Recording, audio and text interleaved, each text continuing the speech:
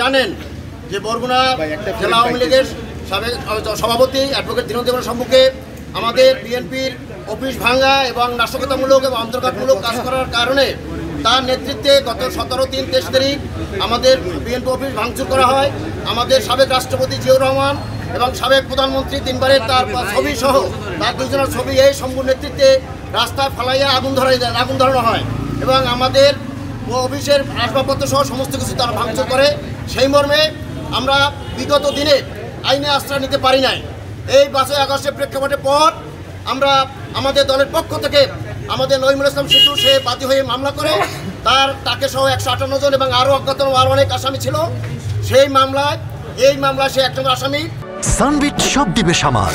Sunbit magic press dishwashing এর মাথা ঘোরানো সলিউশন।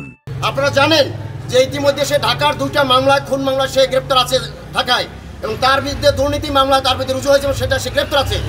এই মামলায় আইও তদন্তকালীন সময় তার প্রাথমিক সত্যতা পাওয়ার কারণে এই মামলা তাকে 6 মাস দেওয়া হয়। গ্রেপ্তার দেখানোর প্রার্থনা করে গত 5 দিন আগে।